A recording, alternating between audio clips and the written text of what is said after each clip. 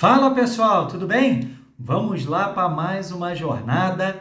Hoje falaremos sobre o informativo 787 do STJ, o último informativo publicado, e trouxe algumas decisões interessantes que eu quero compartilhar com vocês. Mas, antes de mais nada, para quem não me conhece, sou Felipe Martins, delegado de polícia, professor. E peço a vocês, tudo isso é gratuito, não paga nada, 0800. Se inscreva no nosso canal, curta, deixe seu like, compartilhe esse vídeo, deixe seu comentário aqui e desde já eu te agradeço. Vamos lá? Informativo 787. Foram publicados, eu inclusive tenho um perfil no Instagram, se você também quiser seguir, eu publiquei lá também, Felipe Martins DPC, Felipe Martins DPC, @Felipe Martins DPC, tá? Dá uma moral lá pra gente. No informativo 787, foram publicados 5 editadas e publicadas 5 súmulas do STJ de natureza penal. Beleza, pessoal? Então vamos lá. Súmulas 658, 659, 660, 661 e 662, tá? De 658 a 662. Tudo bem? E lembrando, as súmulas são decisões reiteradas, pacificadas, daquele tribunal que expressam o seu posicionamento e acabam sendo sumuladas para orientar, beleza? Súmulas do STJ, Lembrando que súmula vinculante apenas o Supremo pode editar, ok? Vamos lá. Primeira, 658. O crime de apropriação indébita tributária, ele pode ocorrer tanto em operações próprias, como em razão da substituição tributária. O que seria a substituição tributária, pessoal? Você tem uma série de tributos e em alguns momentos há a substituição. O recolhimento é feito anterior à venda do bem, da mercadoria, e essa pessoa substitui aquela pessoa que deveria recolher, antecipando, facilita a fiscalização. Então, o crime de se apropriar de forma indevida de um tributo, ele pode ocorrer na operação propriamente dita, em que a própria pessoa que recolhe, deveria recolher, não recolhe, ou também quando há situações em que a lei permite de substituir, dessa substituição tributária. Outra, vamos lá. A fração de aumento em razão da prática de crime continuado, temos essa ficção legal jurídica do crime continuado, que tem previsão lá no artigo 71 do Código Penal, perfeito? Falamos aqui até no vídeo passado sobre questões relacionadas ao crime continuado, à violência presumida, vai lá assistir, por favor. Mas veja, o aumento de pena, ele fala lá de 1/6 a 2/3. Então, a fração de aumento deve ser fixada de acordo com o número de delitos cometidos, ok? Para se aplicar o aumento de 1/6, 2 infrações. 1/5, 3. 1/4 para 4. 1/3 para 5. Metade para 6. E 2/3 para 7 ou mais infrações. Nada mais é do que o entendimento pacífico consolidado do STJ, que já tinha esse posicionamento e agora foi sumulado, súmula 659. Vamos lá, pessoal? Súmula 660. A posse pelo apenado de aparelho celular ou de seus componentes essenciais constitui falta grave, ok? Então, celular ou seus componentes essenciais, ele constitui a posse dele sendo pego como uma falta grave. Da mesma forma, na súmula 661, fala que essa falta grave, ela prescinde, ela não necessita da perícia no celular apreendido ou de seus componentes essenciais. Ou seja, basta a sua apreensão para poder ser aplicada a falta grave, não tendo a necessidade, a exigência, a obrigatoriedade de que seja realizada uma perícia para verificar as condições, o celular, as suas características, as condições dele, se está pronto para uso ou não, se já tinha um chip ou não, enfim, não há essa necessidade. E a súmula 662 diz o seguinte: para a prorrogação do prazo de permanência no sistema penitenciário federal, é prescindível, ou seja, não é necessária a ocorrência de fato novo. Basta constar em decisão fundamentada do juízo a persistência dos motivos que ensejaram a transferência inicial do preso, beleza? Então não há necessidade de ocorrer um fato novo, mas que se persistam esses motivos, ok, pessoal? E vamos lá, vamos prosseguindo aqui, tema importantíssimo para cair em prova, hein, pessoal?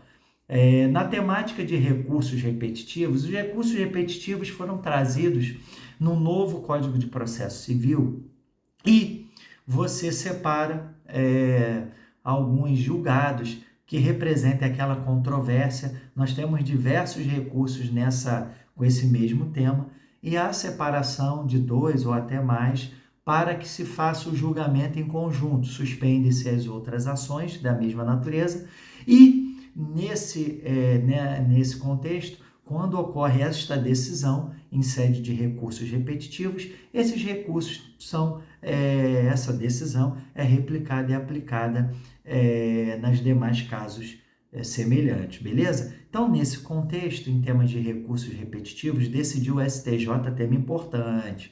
O princípio da insignificância, ele é aplicável ao crime de contrabando de cigarros quando a quantidade apreendida não ultrapassar 1.000 maços, seja pela diminuta reprovabilidade da conduta, seja pela necessidade de se dar efetividade à repressão ao contrabando de vulto, tá? Então, um tema muito importante. Eu, por exemplo, estou no Paraná, estou numa região que fica a 50 quilômetros da fronteira com o Paraguai e tem muita essa conduta. Lógico, o contrabando é um crime de competência federal, acaba sendo sempre, normalmente apurado, investigado pela Polícia Federal. A Receita Federal acaba recebendo esse material para que depois seja feita a sua destruição. Mas olha que interessante, foi admitida a aplicação do princípio da insignificância no contrabando quando essa apreensão, a quantidade apreendida não ultrapasse 1.000 maços de cigarro, exceto na hipótese de reiteração da conduta. Então, quando assim ocorrer, houver uma reiteração dessa conduta, nesse caso não vai se aplicar. Mas olha que tema interessantíssimo, a aplicação desse princípio. Vamos lá, outra decisão aqui, direito processual penal. Agora, nós estamos aqui, né, outra decisão também na temática de recursos repetitivos. O interrogatório do réu é o último ato da instrução criminal. Vamos lembrar que em 2008 houve algumas mudanças, alterações no Código de Processo Penal, e o interrogatório, que era o primeiro ato realizado durante a instrução e julgamento, passou a ser o último ato. Inclusive, se coaduna com a contraditório, com a ampla defesa, com o sistema acusatório, com a amplitude que tem que se dar ao contraditório e ampla defesa, e o interrogatório do réu foi jogado para o último ato, ok? Beleza? Tranquilo? E, inclusive, em outros dispositivos legais que dispunham até então como interrogatório primeiro, em diversas decisões já foram mencionados tanto pelo STJ como STF, que se aplica a temática do 400 alterado em 2008, mesmo na legislação penal especial que prevê ainda o interrogatório como primeiro ato da instrução e julgamento, beleza? Só que nessa temática, essa inversão, tá aqui o destaque, a inversão da ordem prevista no artigo 400 do CPP tangencia somente a oitiva de testemunhas e não interrogatório. E eventual reconhecimento da nulidade se sujeita à preclusão, na forma do 571, inciso 1 e 2 do CPP, e a demonstração de prejuízo ao réu. O interrogatório é o último ato, beleza? Mas, se acontecer a inversão dessa ordem, o reconhecimento da nulidade tem que ser arguído, tem que ser demonstrado esse prejuízo e se sujeita à conclusão. Qual que é o pano de fundo aqui? Para você entender. Aqui, no caso, foi feita uma carta precatória, tá?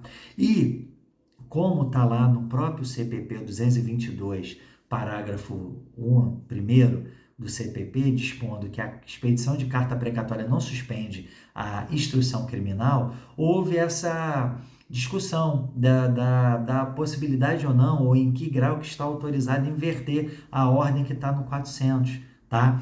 Por quê? Como a quarta precatória não suspende a instrução criminal, o legislador determinou o prosseguimento do feito, paralelamente ao cumprimento da precatória. Então, veja, nesse caso aqui, foi admitido que pudesse ser feita essa inversão. Agora, essa inversão pode ser questionada pela defesa se demonstrando o prejuízo, ok? Então, o interrogatório é visto, né, como um meio de defesa, né, com certeza, e esse momento do interrogatório é que o réu pode se contrapor à acusação e fatos eventualmente suscitados pela testemunha, ok? Agora, você precisa aqui, nesse caso, demonstrar que essa inversão causou prejuízo para arguir a nulidade, beleza? Então, nesse caso aqui, no cumprimento da carta precatória, vai ser cumprido e eventual nulidade tem que ser arguído pela defesa sob pena de preclusão e tem que demonstrar prejuízo ao réu para que possa ser considerada, possa ser admitida, reconhecida essa nulidade. Então, nesse contexto, fica aqui o interrogatório último ato, né? E essa inversão, ela se tangencia somente na oitiva de testemunhas. Nesse caso, houve uma precatória e foi admitida agora. Cabe, se gerar prejuízo, ser arguído para ser reconhecida a nulidade. Tudo bem, pessoal? E vamos lá aqui agora, quinta turma, tá? Vamos sair da temática de recurso repetitivo, vamos para a quinta turma, direito penal, redução à condição análoga de escravo.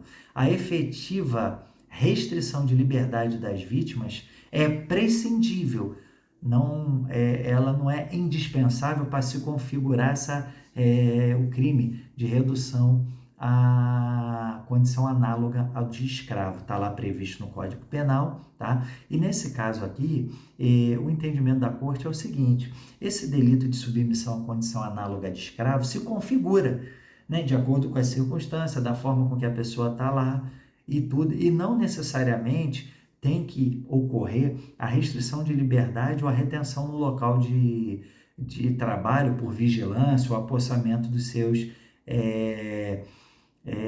documentos. Como é um crime de ação múltipla e conteúdo variado, bastando a teor do 149, a demonstração de submissão a trabalhos forçados, a jornadas exaustivas ou a condições degradantes. Então, para a configuração do delito, é prescindível, não é indispensável que ocorra também, para configurá-lo, essa restrição da liberdade das vítimas, né? Não vou dizer nem que são trabalhadores, mas são vítimas. Vamos lá, agora, sexta turma, pessoal. O crime de estupro de vulnerável. Sabemos aqui, inclusive o STJ tem uma jurisprudência pacífica, que manter relacionamento sexual com menor de 14 anos é configurado crime, independente do consentimento da própria vítima e tudo mais. Sabemos também que em casos pontuais o STJ aplicou a distinção. Por quê? Nesses casos pontuais, era uma pessoa menor de 14, de 13 anos, mantinha um relacionamento, um namoro estável, ficou grávida, começaram a morar juntos, a família sabia, as famílias concordavam, o rapaz de 18 anos, inclusive, estava trabalhando, assumiu a menina, e se, nesse caso concreto, viu que processar criminalmente essa pessoa traria um mal maior para o casal, para aquele filho que iria nascer, por todo o contexto, ok. Mas nesse caso aqui específico, e não foi aplicado esse distinguish, diz aqui, não cabe a distinção realizada no RESP 1977-165 de Mato Grosso do Sul, caso de dois jovens namorados, cujo relacionamento tinha a essência dos genitores da vítima sobrevivendo um filho, tá? Ali foi uma coisa. Agora, nesse aqui é o seguinte, houve um relacionamento com menor de 14 anos que, inclusive, não havia sequer consentimento da responsável legal, o que impossibilita qualquer relativização da presunção de vulnerabilidade do menor de 14 anos no crime de estupro. Então, aqui nesse caso, a genitora da menor sustenta que a despeito da sua recusa à proposta de namoro, o acusado continuou a frequentar a casa da família, dormindo lá várias vezes, inclusive usando o subterfúgio de proteger a família, após a mãe da menor ter sofrido um AVC, ok? Então, nesse caso aqui, tá? Não há qualquer consentimento, não há qualquer relacionamento de morar junto, nada disso. E nesse caso aqui, foi aplicado o dispositivo do estupro de vulnerável sem qualquer tipo de distinção. Tá, pessoal? Informativo 787, são esses que eu quero deixar aqui para vocês, interessante. Trouxe súmulas penais, né? Trouxe duas questões de recursos repetitivos. Olha a questão aí do contrabando, a aplicação do princípio da insignificância. Então, deixo aqui um abraço. Mais uma vez, poxa, é de graça, pessoal. Se inscreva no canal, curta, compartilhe, deixe seu comentário aqui e eu vou encerrando. Até o próximo vídeo. Um abraço!